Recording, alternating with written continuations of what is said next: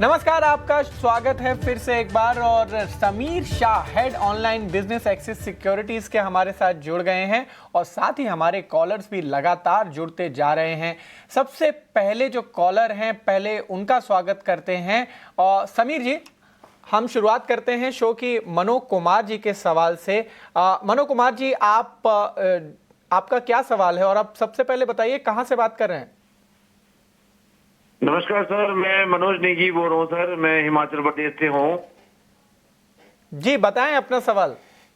जी, मैंने sir UTI mutual fund में large cap में सर 5,000 रुपए 10,000 रुपए लगाए सर, और मिड कैप में 5,000 रुपए। लार्ज कैप में सर 5,000 और मिड कैप में 10,000 रुपए लगाए हैं पिछले 7 साल में। तो अभी मेरी जो इन्वेस्टेड अमाउंट है सर वो लगभग 11,95,000 हो गई है, और जो मेरी जो वैल्यू है वो हो गई है लगभग 21 लाख के करीब। तो मुझे क्या इसमें बने रहना चाहिए, या मुझे इसमें यहाँ से निकल के किसी और एएमसी के फंड में सिलेक्ट करना चाहिए, दूसरे में जाना चाहिए सर? और मैं ये भी पूछना चाह रहा था सर, अभी जो कमिंग जो 2025 2025 में मिड कैप और स्मॉल कैप में कोई फंड रिकमेंड कीजिए सर, जिसमें मैं 10 से 15,000 रुपए पर मंथ सिर्फ लगाना चाहता हूँ सर। उसके लिए मिड कैप या स्मॉल कैप क्या ठीक रहेगा सर, या लार्ज कैप में ही मतलब कोई नया फंड देखें? मनोज जी, सबसे पहले तो आपको बधाई इस तरीके की स्ट्रैटेजी अपनाने के लिए और अभी के बाजार में सही सलाह की तरफ जाने के लिए। समीर जी, क्या जवाब देंगे आप इनको? पहले मनोज जी, आपने जो अपना इन्वेस्टमेंट किया है 15,000 रुपया, उसमें जो इन्फॉर्मेशन हमारे पास आई है वो है आपने यूटीआई के फ्लेक्सी कैप और यूटीआई के मिड कैप में इन्वेस्टमेंट किया हुआ है।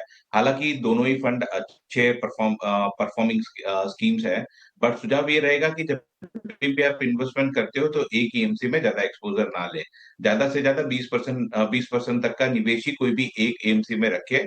उसका रीजन है, कोई भी एमसी में इन्वेस्टमेंट करते हो तो उनका एक इन्वेस्टमेंट के लिए एक बास्केट बनता है जो 250 से 300 स्टॉक का रहता है। वही स्टॉक अलग अलग स्कीम में रहता है, तो आपको डाइवर्सिफिकेशन का बेनिफिट नहीं मिलता है।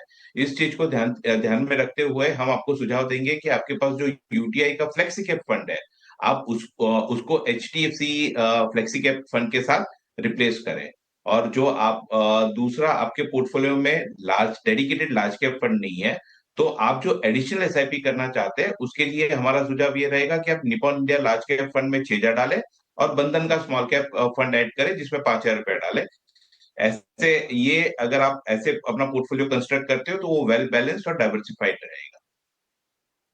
बिल्कुल। लेकिन समीर, कई सारे दर्शकों के खासकर इस समय सवाल आ रहे हैं जब बाजार में काफी उतार चढ़ाव है, तो किन बातों का ध्यान रखना चाहिए, खासकर जिनका एग्जिस्टिंग एसआईपीज हैं? अंकुर जी, सॉरी मैं आपको सुन नहीं पाया। आप मैं रिपीट सवाल करेंगे? फिर से दोहरा देता हूं। जब बाजार में वॉलेटिलिटी ज्यादा होती है तो एक टेस्टिंग टाइम की तरह भी रहता है, तो सवाल बहुत आते हैं दर्शकों की तरफ से कि वो एसआईपी जो अपनी कंटिन्यू कर रहे हैं, क्या नए मौकों की तरफ देखना चाहिए या अपनी जो एग्जिस्टिंग पोर्टफोलियो को रीबैलेंस करने के देखना चाहिए इस समय?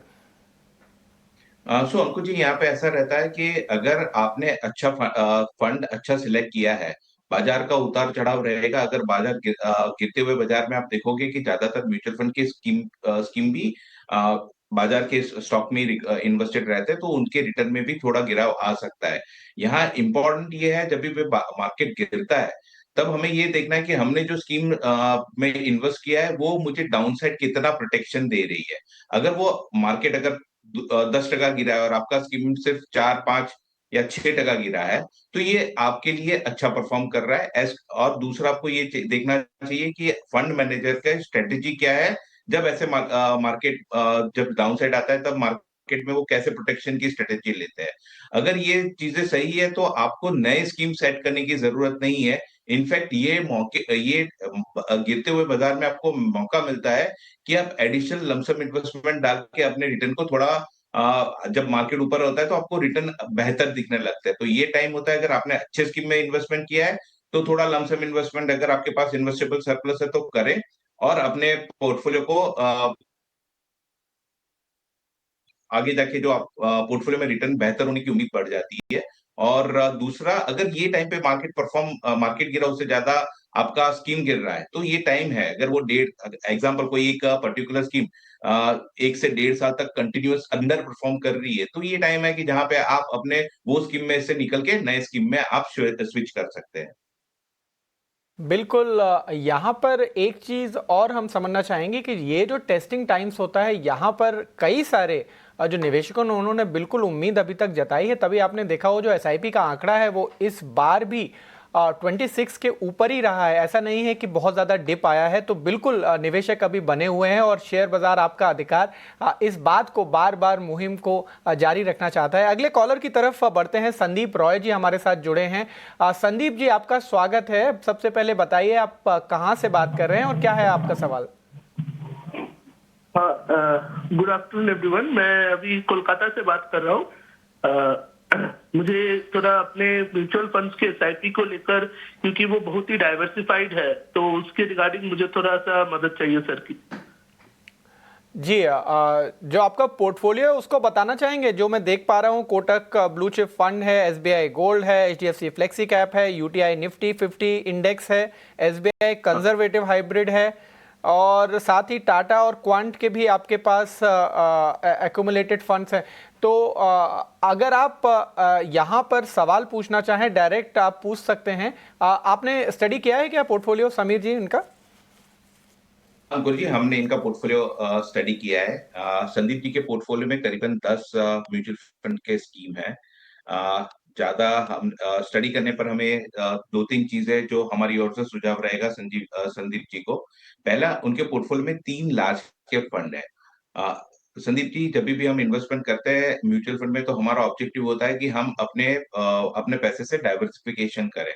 बट ये जब आप लार्ज कैप कैटेगरी है, कोई भी एक कैटेगरी में जब आप मल्टीपल स्कीम सिलेक्ट करते हो, तो यहाँ पे ओवर डाइवर्सिफिकेशन हो जाता है और ओवर डाइवर्सिफिकेशन का इम्पैक्ट आपके पोर्टफोलियो पे आता है, उससे रिटर्न पे इम्पैक्ट होने के चांसेस ज्यादा रहता है।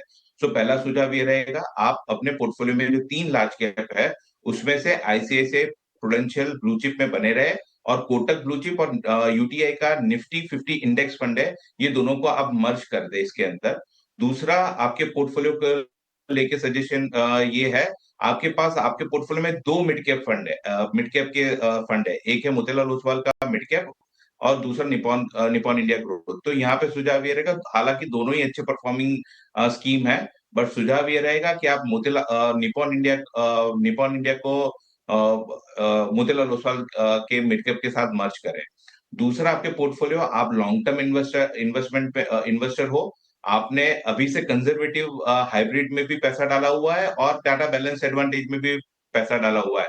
सुझाव ये रहेगा कि आपके पास अभी आप लंबे टाइम के निवेशक हो, हम जब आप अपने गोल के करीब आते हो, वो टाइम पे आपको कंजर्वेटिव हाइब्रिड या बैलेंस एडवांटेज फंड सिलेक्ट करना चाहिए। अगर आप फिर भी कंटिन्यू करना चाहते हो लॉन्ग टर्म के लिए, तो पहला सुझाव ये रहेगा कि आप एसबीआई के कंजर्वेटिव हाइब्रिड फंड को रोके और उसको टाटा बैलेंस एडवांटेज के साथ मर्ज करें, तो आपको थोड़ा रिटर्न ज्यादा जनरेट करने की उम्मीद बनी रहती है। एक और सवाल मैं आपसे समझना चाहूंगा कि बैलेंस पोर्टफोलियो बड़ा ही ऐसा शब्द है जो कि समझ में नहीं आता। किसी के लिए बैलेंस कुछ और हो सकता है, किसी और दर्शक के लिए कुछ और हो सकता है। लेकिन फिर भी अगर हम अमूमन दर्शकों को समझाना चाहें, एक एवरेज कितने फंड्स एक साथ लेने चाहिए? अंकुर जी, ज्यादा से ज्यादा 7 फंड अपने पोर्टफोलियो में रखने चाहिए। 7 से ज्यादा जब आप फंड अपने पोर्टफोलियो में रखते हो, तो पहला, उसको मॉनिटरिंग के एस्पेक्ट से डिफिकल्टी हो जाती है, और कहीं ना कहीं आप जब 7 से ज्यादा करने जाते हो, तो आप एक ही एक कैटेगरी के 2 या 3 म्यूचुअल फंड स्कीम में इन्वेस्ट कर देते हो, तो ये ओवर डाइवर्सिफिकेशन की तरफ ले जाता है। तो सुझाव ऑलवेज ये रहता है, 6 से 7 स्कीम में ही रहे, क्योंकि उससे ज्यादा आप करने जाओगे तो ओवर डाइवर्सिफिकेशन आपके रिटर्न पे इम्पैक्ट डाल जाएगा।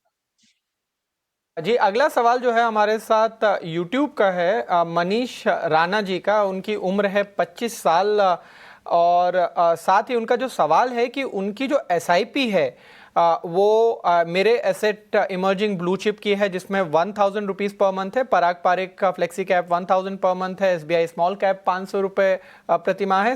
इसी के साथ साथ पराग पारिक टैक्स सेवर भी 500 रुपये प्रति महीना है।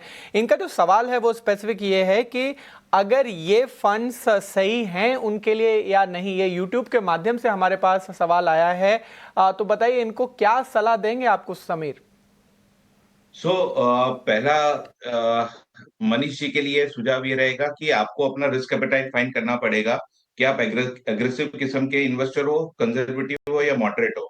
अगर आप अग्रेसिव इन्वेस्टर हो, स्कीम का सिलेक्शन हालांकि बहुत सही है, बट यहाँ पे तब आप अलोकेशन चेंज करने का सुझाव रहता है। जैसे आज की डेट में उनका 3,000 रुपए का एसआईपी चल रहा है, उसमें 1,000 लार्ज कैप में, 1,000 फ्लेक्सी कैप में और 500 रुपया ही उन्होंने स्मॉल कैप में डाला और 500 रुपया का एसआईपी उनका पारंपरिक टैक्स सेवर में चल रहा है। सो यहाँ पे अगर आप अग्रेसिव कैटेगरी में आते हो तो सुझाव ये रहेगा कि आप 25 साल के हो, आप अगले 25 से 30 साल के लिए इन्वेस्ट करेंगे तो जितने भी मार्केट के उतार चढ़ाव रहते हैं, वॉलेटिलिटी होती है, ये आपके अग्रेसिव होने पर आपको ज्यादा रिटर्न जनरेट में हेल्प कर सकते हैं। तो सुझाव ये रहेगा अगर आपका अग्रेसिव इन्वेस्टमेंट स्टाइल है तो आप स्मॉल कैप और मिड कैप में अपना इन्वेस्टमेंट बढ़ाए। दूसरा, एक सवाल उनको पूछना था कि अगर उन्होंने मनीष जी अपना टैक्स इनकम टैक्स के न्यू रिजिम में फाइल कर रहे हैं या ओल्ड रिजिम में फाइल कर रहे हैं। अगर वो न्यू रिजिम में फाइल कर रहे हैं तो सुझाव पहला ये रहेगा कि उनको अपने पोर्टफोलियो में टैक्स सेवर रखने की, इन्वेस्टमेंट करने की जरूरत नहीं है। यहाँ पे इंडीड हम ये बोलेंगे कि ये पैसा, ये टैक्स सेवर वाली एसआईपी रोक के मिड कैप या स्मॉल कैप में अपनी एसआईपी बढ़ा लें। अब एक क्यूरियोसिटी मनीष जी को आई एम श्योर होगी कि अगर वो 25 साल तक इन्वेस्ट करते हैं तो कितना पैसा बनेगा। सो अगर आज की डेट में जो वो एसआईपी कर रहे हैं, अगर वो अगले 25 साल तक यही सेम अमाउंट की एसआईपी करते हैं और 12% का एवरेज रिटर्न जनरेट करता है उनका पोर्टफोलियो, तो करीबन 57 लाख रुपीस जितना पैसा इकट्ठा हो जाएगा। बट अगर वो सिर्फ एक छोटा ट्विक करते हैं कि हर साल वो 10% से अपनी एसआईपी अमाउंट बढ़ाते हैं, तो करीबन ये अमाउंट 1,30,00,000 तक पहुंच सकता है। जी बिल्कुल, ये सलाह आपने सुनी होगी, लेकिन एक चीज़ मैं समीर आपकी भी तारीफ करना चाहूँगा कि इस शो पर ना सिर्फ आप एसआईपीज़ की बात कर रहे हैं, साथ ही ये भी एंगल देख रहे हैं कि किस टैक्स रिजीम में आपने इन्वेस्ट किया है और उसके हिसाब से जैसे आप सही डॉक्टर के पास जाते हैं वहाँ पे आपको उचित राय मिलेगी, वैसे ही हम हमेशा बोलते हैं कि आप अपने फाइनेंशियल प्लानर के पास जाइए, जो सही एक्सपर्ट है उनके पास जाइए, वहाँ पर उचित सलाह मिलेगी। अगले कॉलर की तरफ बढ़ते हैं। सनी सिंह जी हमारे साथ जुड़ गए हैं। सनी जी स्वागत है आपका। जितना मैं सवाल समझ पा रहा हूं 25,000 रुपए प्रति माह की आप एसआईपी करना चाहते हैं, विस्तार से बताइए। नमस्कार सर। नमस्कार, आप कहां से बात कर रहे हैं? सर मैं बिहार मुजफ्फरपुर से बोल रहा हूँ। वाह, क्या काम करते हैं सर? सर अपना बस छोटा सा कुछ काम है, बस वही थोड़ा बहुत कर लेते हैं, कुछ रेंटल इनकम है। जी, ईटी नाउ स्वदेश तो देखते हैं ना बराबर? हाँ सर देखते हैं, तभी तो क्वेश्चन पूछा। बिल्कुल, सवाल पूछिए अपने। एक्चुअली सर मैंने वो जो बताया, मैंने डिफरेंट एसआईपीज में 62,000 पर मंथ अभी हम कर रहे हैं और 20 से 25,000 अभी और करने का सोच रहे हैं पर मंथ। तो अभी जितना समझ में आ रहा था तो उस हिसाब से मैंने किया और मतलब 25,000 पर मंथ और बढ़ाना है। एसआईपी लगभग सर 1 लाख पर मंथ करने का भी टारगेट है, 1 से 2 महीने में इसको कर देना है। तो 62,000 ऑलरेडी मैंने डिफरेंट पर जिसको भी मैंने भेजा है उस पर कर रहा हूँ। कुछ और इसमें ऐड करे या फिर कुछ ऐसा है जिसको हटा सकते हैं या फिर बढ़ा सकते हैं? जी, एक चीज मैं आपसे पहले समझना चाहूंगा कि ये 25,000 रुपए एसआईपी बढ़ाने का ख्याल कैसे आया? कि मार्केट देखकर या फिर किसी की सलाह पर, क्यों सोचा आपने? असल में क्या है सर, देखा थोड़ा सा इनकम बढ़ा तो उस हिसाब से फैमिली इनकम थोड़ी बढ़ा है तो उसको सोचा इसको डाला जाए और मार्केट थोड़ा डाउन है तो वो भी ज्यादा अच्छा समझ में आ रहा है। बिल्कुल बिल्कुल, आपके हम सवालों का जवाब ले लेते हैं। समीर जी क्या सलाह देंगे? देखिए बाजार गिर रहा है और इन्होंने एकदम सलाह आपसे जानना चाहते हैं कि एकदम बाजार गिर रहा है तो क्या सही समय अभी डालने का और सही एसेट एलोकेशन करने का? सनी जी पहले तो मैं आपको बधाई देना चाहूंगा। बहुत ही कम निवेशक ऐसे होते हैं जब गिरते मार्केट में एक्चुअली अपनी एसआईपी बढ़ाने का ख्याल लाते हैं। जैसे आपकी इनकम बढ़ी, आपने सोचा कि मेरे को अपना इन्वेस्टमेंट बढ़ाना चाहिए, फाइनेंशियल प्लानिंग के हिसाब से ये बहुत सही कदम है। एंड अगर आप ऐसा कंटिन्यू रखेंगे तो आप नहीं सोचेंगे कि उससे ज्यादा, आपने अगर सोचा होगा उससे भी ज्यादा वेल्थ आप अक्यूमुलेट कर पाएंगे। सनी जी, एक चीज आपने बहुत अच्छी करी है कि आपने पोर्टफोलियो में बहुत सारे डाइवर्सिफिकेशन कर दिया है, बट जब हम डाइवर्सिफिकेशन करते हैं तब एक एक चीज आपसे ओवरलुक्ड हो गई है, वो है आपने बहुत ज्यादा स्कीम अपने पोर्टफोलियो में ले ली है। आपके पोर्टफोलियो में करीबन 12 स्कीम है। आमतौर पे हमारा सुझाव ये रहता है कि आप अपने पोर्टफोलियो में 7 से ज्यादा स्कीम ना रखें। तो ये चीज ध्यान में रखते हुए मैं आपको थोड़े सुझाव दे रहा हूँ। पहला है, आपके पोर्टफोलियो में 2 लार्ज कैप फंड है, एक आईटीआई का लार्ज कैप फंड है और दूसरा एचडीएफसी का टॉप 100 फंड है। ये दोनों ही लार्ज कैप कैटेगरी में आता है। पहला सुझाव ये रहेगा कि अगर आपने आईटीआई का लार्ज कैप अगर 1 साल से ऊपर रखा है, 1 साल पहले से इन्वेस्टमेंट किया हुआ है, और तो इसको सुझाव ये रहेगा कि वहां से वो आईटीआई लार्ज कैप आप एचडीएफसी टॉप 100 के साथ मर्ज करें। दूसरा, हमने देखा है कि आपके पोर्टफोलियो में 3 स्मॉल कैप फंड्स है। सुझाव ये रहेगा कि आप निप्पॉन इंडिया के स्मॉल कैप में बने रहे और बाकी के 2, हालांकि तीनों 3 स्मॉल कैप अच्छे परफॉर्म कर रहे हैं, बट 3 आप जब 3 स्मॉल कैप में इन्वेस्टमेंट करेंगे तो ओवर डाइवर्सिफिकेशन की वजह से कहीं ना कहीं आप अपने रिटर्न के साथ कॉम्प्रोमाइज करेंगे। तो सुझाव ये रहेगा कि निप्पॉन इंडिया का स्मॉल कैप में बने रहे और बाकी के 2 स्मॉल कैप को इसके साथ मर्ज करें। दूसरा, हमने एक ऑब्जर्वेशन ये देखा है कि आपने अपने पोर्टफोलियो में 3-3 सेक्टोरियल फंड रखे हैं। ये सेक्टोरियल फंड बहुत ही रिस्की कैटेगरी में आते हैं। आमतौर पे हमारा सुझाव ये रहता है कि आप अगर सेक्टोरियल फंड में तभी निवेश करें जब आपको वो सेक्टर के बारे में ज्यादा अच्छी जानकारी हो, आप उसको क्लोजली ट्रैक कर रहे हो और आपको पता है कि कब निकलना है। अगर आप ये तीनों तीन क्राइटेरिया में सेट होते हैं तभी जाके हम सुझाव देते हैं कि आप सेक्टोरियल फंड में निवेश करें। अब हालांकि आपके पोर्टफोलियो में 3-3 सेक्टोरियल फंड है। सुझाव ये रहेगा कि over a period of time आप धीरे धीरे अपने सेक्टोरियल फंड में से निकल के फ्लेक्सी कैप या लार्ज कैप में अपना निवेश बढ़ाए। अब आपको जो एडिशनल 25,000 रुपए की एसआईपी करनी है, उसके लिए मैं आपको नए फंड सजेस्ट नहीं कर रहा हूं, आपके एग्जिस्टिंग फंड में एसआईपी अमाउंट बढ़ाने का सुझाव दूंगा। पहला, आप एचडीएफसी टॉप 100 में 8,000 रुपए का जो एडिशनल 25,000 करना चाहते हैं उसमें से 8,000 इसमें डालें। दूसरा, पराग पारेख फ्लेक्सी कैप में आप 7,000 का एसआईपी डालें, ये हमने एक नया ऐड करा है। दूसरा, निप्पॉन इंडिया का स्मॉल कैप में आप 5,000 रुपए की एसआईपी बढ़ाए और एचडीएफसी मिड कैप में 5,000 रुपए का एसआईपी करें। तो ओवरऑल आपके 25,000 का डाइवर्सिफिकेशन ये रहे। जी, अगले कॉलर की तरफ बढ़ते हैं। मनोज कुमार जी हमारे साथ जुड़ गए हैं बिहार से।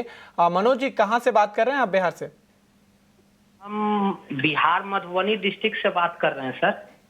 जी, आपका बहुत बहुत स्वागत है कार्यक्रम में, बताइए। जी, हम एक पीपीएफ अकाउंट में हैं, 15,000 रुपया प्रतिवर्ष ये कर रहे हैं और हम एक सरकारी एम्प्लॉई भी हैं, असिस्टेंट सेक्शन ऑफिसर के पद पे पटना सिंह बिहार सेक्रेटेरिएट में जी। और मेरा एनपीएस भी कट रहा है अभी 20,000 रुपया लगभग। अच्छा जी। जी, तो हम मेरा रिटायरमेंट 2051 है अक्टूबर मंथ में जी। तो उस समय तक हमको 10 करोड़ का टारगेट है। इसमें कुछ सलाह दिया जाए कि हम किधर क्या इन्वेस्ट करें। अभी हम कुछ एक्स्ट्रा इन्वेस्ट नहीं कर रहे हैं, क्या किस फंड में जाएं? जी जी, अभी आपका जो करंट जो निवेश है वो सिर्फ पीपीएफ में है और कहीं भी किसी भी तरीके से म्यूचुअल फंड में नहीं है, सही बात है? जी नहीं, जी जी जी, यही बात है सर, सही बात है यही। जी जी, मनोज जी, आप तरीके से क्रमबद्ध तरीके से करना चाहते हैं तो आप बधाई के पात्र हैं। समीर जी, क्या सलाह देंगे? इनका टारगेट तो क्लियर है, रिटायरमेंट के टाइम पे 10 करोड़ रुपए होना चाहिए, तो क्या रास्ता अपनाएं? मनोज जी, आपने समय रहते आपने अपना प्लानिंग, आपने एटलीस्ट एक गोल आइडेंटिफाई कर लिया कि रिटायरमेंट पे आपको 10 करोड़ रुपया चाहिए। अब अगर आपको 10 करोड़ रुपया चाहिए, आज से आपके पास रफली 25 साल है, अज्यूम करते हैं हम आप 58-59 के आसपास रिटायरमेंट लेंगे, तो आप आज से अगर 53,000 रुपीज का एसआईपी चालू करते हैं तो आप जब तक रिटायरमेंट के पास पहुंचेंगे, तब आपने जो अपने लिए 10 करोड़ का लक्ष्य रखा है, वो आप आराम से हासिल कर पाएंगे। तो आपको सिर्फ एक चीज करनी है, वो 53,000 रुपीज की एसआईपी स्टार्ट करनी है। अब आप किस में स्टार्ट करेंगे, उसका आंसर मैं देता हूँ। पहला है, आप अपने इसके लिए एक हमने पोर्टफोलियो आपके लिए डिजाइन किया है, वो बताता हूँ। पहला है, आप Nippon India large cap fund आप अपने पोर्टफोलियो में ले। दूसरा, मोतीलाल ओसवाल का मिड कैप फंड आप अपने पोर्टफोलियो में सिलेक्ट करें। तीसरा, एचडीएफसी फ्लेक्सी कैप रखे। चौथा, बंधन का स्मॉल कैप फंड रखे। पांचवा, एसबीआई का कॉन्ट्रा फंड। छठा, प्रुडेंशियल आईसीआईसीआई प्रुडेंशियल का वैल्यू डिस्कवरी। और सातवां फंड रहेगा आपका Motilal Oswal Nasdaq 100 fund of fund. तो ये आपका हमने ऐसे पोर्टफोलियो डिजाइन किया है जहां पे आपका प्रॉपरली बैलेंस रहेगा, और इसमें आपका लार्ज कैप भी आ जाएगा, स्मॉल कैप भी आ जाएगा, इंटरनेशनल इन्वेस्टमेंट भी आ जाएगा, और मिड कैप भी आएगा। तो सारे कैटेगरी भी हम अच्छे से कवर कर पाएंगे। तो सुझाव ये रहेगा कि आप ये 7 फंड में अपनी एसआईपी स्टार्ट करें। जी, आपने अपना जवाब सुन लिया होगा। अगले सवाल की तरफ बढ़ते हैं, जो कि इंस्टाग्राम पे हमारे पास आया। हमारे साथ जो दर्शक जुड़ते हैं वो अलग अलग सोशल मीडिया के माध्यम से जुड़ते हैं, साथ ही हमें अलग से मैसेज भी करते हैं। और अभी जो सवाल है वो इंस्टाग्राम पे है। विकास जी ने सवाल पूछा है कि उनकी जो एसआईपी है वो 5,000 एचडीएफसी फ्लेक्सी कैप फंड में है, 5,000 HDFC mid cap opportunity fund में है, एसबीआई कॉन्ट्रा फंड में 5,000 है, और जो ड्यूरेशन है वो 12 से 15 साल का। ये इनकी पुत्री के लिए है, और उनकी जो एज है वो अभी फिलहाल 51 साल है। उनको पोर्टफोलियो में सजेशन चाहिए, तो समीर जी क्या सलाह देंगे इनको? अंकुर जी, हमने उनका पोर्टफोलियो उनको 12 से 15 साल के लिए इन्वेस्टमेंट करना है। हालांकि अगर वो 15 साल के लिए अगर 15,000 रुपए की एसआईपी कंटिन्यू रखते हैं, तो करीबन 75 लाख रुपए अगले 15 साल में कवर कर सकते हैं।